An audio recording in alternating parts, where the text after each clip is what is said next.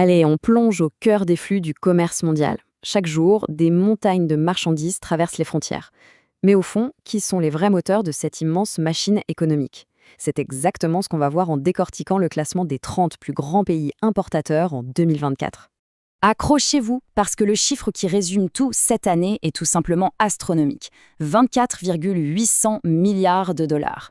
C'est la valeur totale des biens qui vont être importés à travers le monde. Un chiffre qui donne vraiment le vertige. Pour nous guider à travers cette jungle de chiffres, on va s'appuyer sur cette infographie très détaillée. C'est notre carte pour suivre la piste de ces milliers de milliards. Alors, prêt? C'est parti! Bon, entrons dans le vif du sujet. Sur ces presque 25 000 milliards de dollars, qui mène vraiment la danse? On pourrait être surpris de voir à quel point ce marché est concentré.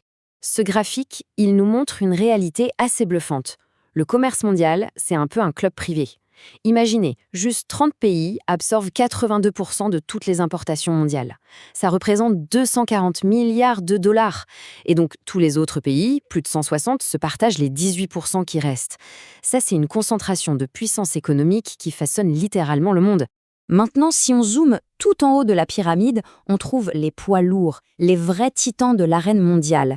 Et là, ce n'est même plus une compétition, c'est un duel. D'un côté, on a les États-Unis, avec des importations qui atteignent le chiffre fou de 300-400 milliards de dollars. Et de l'autre, la Chine, avec 2600 milliards. À eux deux, ils ne jouent pas dans la même cour que les autres. Ils ont créé leur propre ligue. Là, ce n'est pas un écart, c'est un véritable gouffre. Regardez bien ce graphique. L'Allemagne, qui est quand même le 3e plus gros importateur du monde, est très loin derrière, avec 1400 milliards de dollars. C'est l'illustration parfaite de cette économie mondiale à deux vitesses. Mais pourquoi une telle concentration?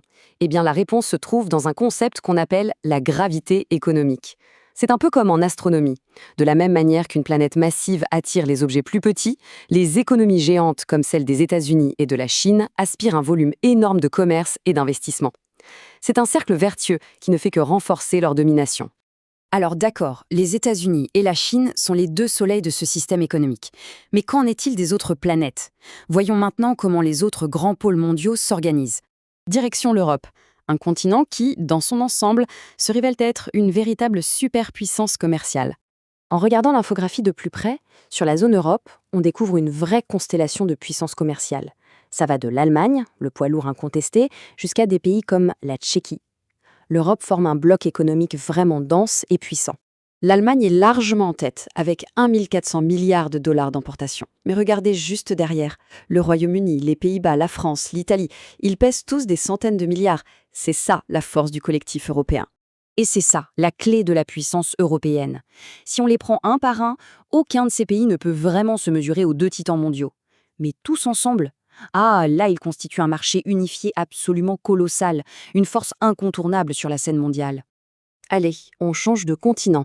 Partons maintenant pour l'Asie, un autre bloc de puissance qui, attention, ne se résume pas du tout qu'à la Chine.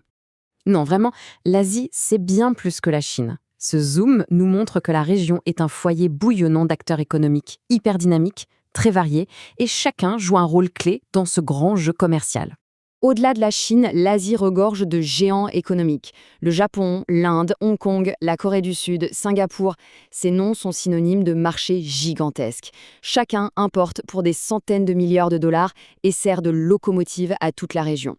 Ces pays sont le cœur battant de la demande mondiale, que ce soit pour les composants high-tech qui se retrouvent dans nos téléphones ou pour les biens de consommation qui remplissent les rayons des magasins, leur appétit pour les importations est un moteur essentiel de l'économie de la planète. Ok, prenons une seconde pour prendre un peu de hauteur et synthétiser les leçons de cette carte du commerce mondial. Alors, qu'est-ce qu'il faut retenir de tout ça? En gros, 4 points. D'abord, une concentration extrême du pouvoir d'achat. 30 pays se partagent plus de 82% du gâteau. Ensuite, la domination sans partage du duo États-Unis-Chine. Troisièmement, la puissance des blocs, avec une Europe et une Asie qui pèsent très lourd collectivement. Et enfin, n'oublions pas l'Amérique du Nord, un autre pôle d'importation majeur. Pour finir, il y a une citation qui résume parfaitement la situation. Le flux de marchandises est le sang de l'économie mondiale, et cette carte nous montre exactement où se trouvent les artères. C'est une image très juste. Comprendre ces flux, c'est vraiment prendre le pouls de notre monde. Mais attention, cette carte n'est qu'une photo à un instant T, une image d'aujourd'hui. Mais qu'en sera-t-il demain? Quelles tensions géopolitiques, quelles innovations de rupture? ou quelle crise écologique pourrait complètement redessiner les routes du commerce mondial. La question reste ouverte et l'avenir, lui, est plein d'incertitudes.